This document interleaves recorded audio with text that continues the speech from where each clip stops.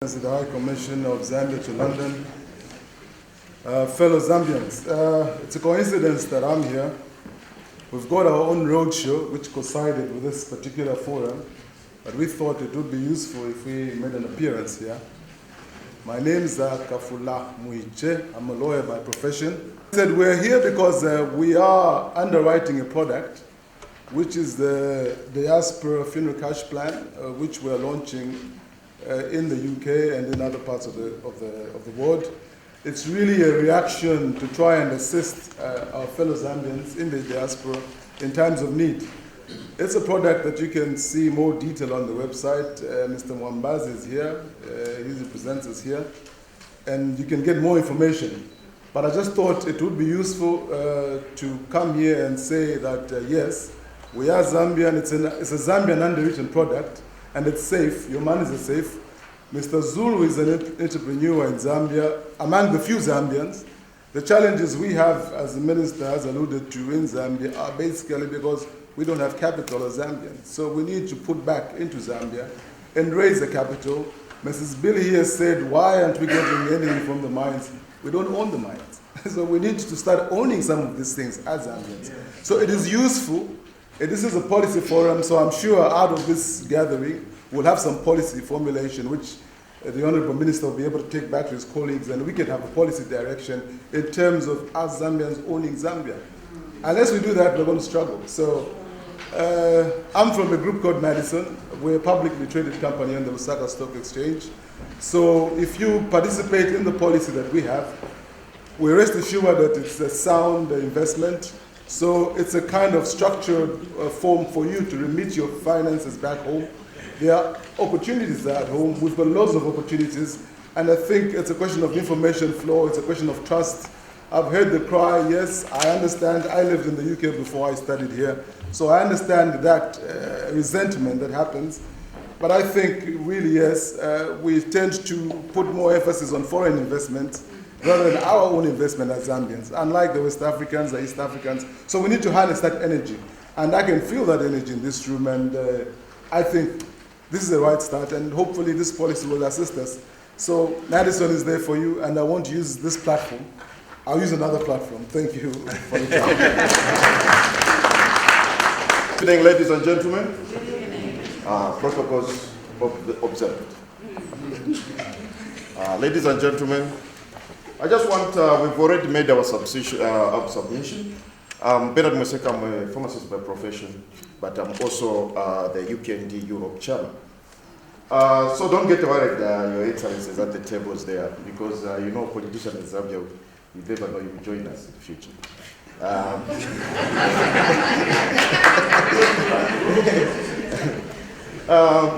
Suffice to say, we've already made our submission.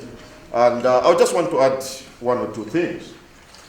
I want to reiterate that we live in this firmament, right now in London, which gave rise to what they call the Magna Carta. The Magna Carta was a document which was signed by King John and the barons in 1215, which eventually gave rise to the Bill of Rights. The Bill of Rights are respected all over the world. And I want to reiterate to the high table that, you know, Zambia, we are having problems with observing the Bill of Rights, the freedom of association, the freedom of speech is being compromised. We have to understand that as we are getting exposed in the diaspora, we are being introduced to modern democracy, where some of the things are inimical and detrimental to national development, but also to investment interest, because nobody wants to invest in a political unstable situation. So with that, I'm sure you've read some press, what has happened in a few days. And I don't want to go into that because it's not the proper venue for it. And secondly, I want to touch on is the economy. Zambia now is being associated with Greece, something which I never, those who have read some of the media around, you might find persuasion. Now, we have to understand one thing. If a country is not controlling its borrowing, the borrowing will control the country. So we have to put that in mind that as diasporans, we are worried about a few things. They have to be accountability, transparency, integrity, and probity, which we, in the diaspora, when we relocate back home, we would like to practice. And we want to practice in a viable environment, which will not compromise our stability and also our biological formulas. I want to say that, thank you very much. That's all I wanted to say. Thank you.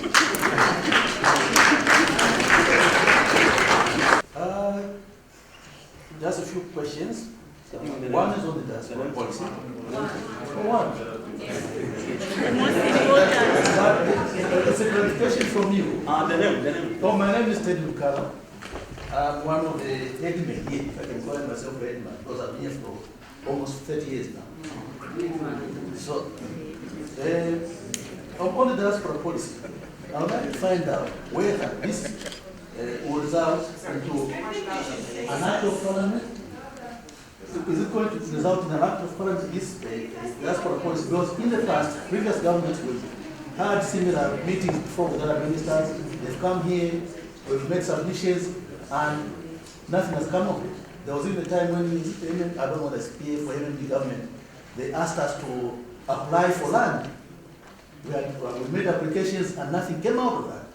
So I don't know whether this policy will result into parliament and whatever our assumption will be. Okay, my brother, I think let me take, because there's going to be an opportunity, during the network. Come. Please come. Okay. Mr. Bwalia, please. Yeah, in the first place, I wouldn't like to waste your time. I want to just make a few comments on ZESCO and probably suggest some solutions. Volume? Yes. Okay. What I'm saying is I just want to make a few comments on ZESCO and suggest a few solutions that can make the company operate viably. ZESCO is too big. It's involved in power generation, marketing and sales, and the installation of the infrastructure like poles and lines. It should be broken down in 3 companies so that the other company like marketing and sales concentrate only on the selling of electricity. And then the other part concentrate on the generation of electricity. That way it is going to work efficiently. The other thing I'm coming to is incentives for diaspora people. It's not very clear what the incentives we have in Zambia when we go to invest there. It should be put clearly in the constitution that these are the incentives you have. As at now, it seems like foreign investors have more incentives than indigenous Zambians. So put it clearly, what are our incentives? That's all I can ask, otherwise the time is not with us. For the questions, I can say that before the questions, just felt like maybe I'd gone into the reaction by Honourable Minister, one or two things which we feel we should, there seems some bit of fears here and there over what's happening back home, whether we are welcome. So we thought maybe we should allay the fears which you have. To start with, as I said during the introduction, my name is Kutsivia Ijigumba. I'm a public policy specialist in the Policy Analysis and Coordination Division of the Cabinet Office. One of our core functions to coordinate government policies and programs of ministries to ensure that they are consistent with each other, no contradictions. And this policy which we are working on, of course coordinated by the Ministry of Foreign Affairs for now, it will have to come to Cabinet to be approved. Then, of course, there will be recommendations which will be made, which will, one of them obviously goes to the issue. From the submission, what I haven't quite read, because we have our own idea, but for the sake of the policy formulation process, it hasn't come out so clear why dual citizenship really advantageous. Because we need to put that in one of the sections of the policy document. It has to come out because this document will be circulated to other ministries for their comment before it finally goes to cabinet for cabinet consideration. So maybe during the interaction, one of you would probably exhaust why really the rationale for a dual citizenship. Now the other few issues which I thought I should add on to what the minister has already said. There was a submission that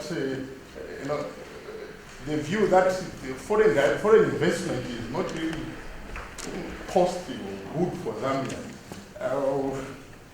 Well, and we should kind of put a stop to it somehow.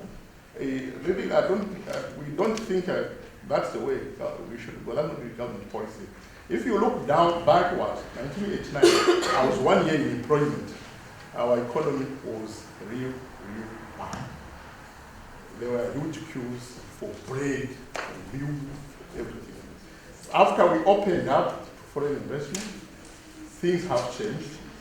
I can tell you that our economy now, the GDP of our economy, stands at $26 billion by the World Bank data, up from about $3 billion in the year 2000. So thanks to the foreign investment which has come, our minds have been resuscitated. It's not just the taxes which we should really look for from the mines, it's the economic activities which are stimulated in those areas where people can be suppliers. They will buy this and this saves, this and that goes. You go to Solwezi, real estate prices have just shot through the roof because of the mine. Those are economic opportunities. Because if you are driving, as you enter Solwezi, you find a huge poster written Solwezi Mabanga. Welcome to Solwezi, things which happen in Solwezi. So foreign investment, actually, we need more and more of it. Singapore is a small country. It has this GDP, which is almost 20 times the size of Zambia, but it's investment. But it's just the way we should manage it, perhaps, and that's what we could do. Then, I think there was an issue of someone did talk about the reaction of the Zambians back home. We are all Zambians, so the Zambians back home when you come back. There was sound of some scuffling. Really, I don't know, maybe the time we left, but things have changed a lot really in Zambia now. If we can accept so many nationalities, you go to Zambia now, Sunday afternoon or Saturday, go to the famous Manda Hill. There are a few other malls which have been opened. You have to invest. You see almost all nationalities. I think the only nationality I haven't seen there, maybe the people from the Eskimos, Tundra region. Honestly, I can tell this is some Bangladesh, some Sri Lankan, some Indonesia. They are all there making money. Somalis, they are all there making money. Who came as refugees and the like, they found themselves something to do. And then if they can find something to do for them, why you as a Zambian who already has a head start as a Zambian want to do for them? So this is the challenge that we throw to you. Our sister here talked about help medical equipment, which buying medical equipment where we take advantage of the resources which are here, go and run. Maybe if I were to speak like some people from West Africa, why not the diaspora here? Put a few coins together. We buy that equipment. We have land there. We have everything. We are promoting private sector. You run your own business. There are other means in which we can raise capital. Either equity, debt. As the Honourable Minister has already mentioned, we have an entrepreneur there who has made it. There's no reason why you not make it, because you have the skills, you have the knowledge. You've lived in a society which is knowledge-based. So again, because of that, you have a head start. So let's invest. I mean, invest in our country, where Ethiopians are doing and the like. What we like to anyway in Kenya is that in Ethiopia, actually, they're building a hydro power station for 1,000 megawatts, which is roughly what Zambia's established potential is now. I mean, it's existing potential generation. 1,000 megawatts. Most of the financing is coming from the diaspora. Then I think basically, I think that's what I heard, only the borrowing.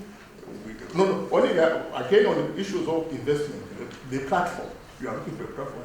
I'm sure you've heard of the multi-facility economic source, which government has established in somewhere south of the airport. Past the Challenge, State Lodge, infrastructure has been laid down, calling for everybody, indiscriminate who can invest there. 2,000 hectares of land, or less than 10% has been taken up. But a few, some enterprising Chinese, they've gone in there. There's someone who is producing mushrooms, and will start exporting, I think, next week into Dubai, mushrooms and other regional markets. So all those are, I think, things which you can take up. I think you're one of the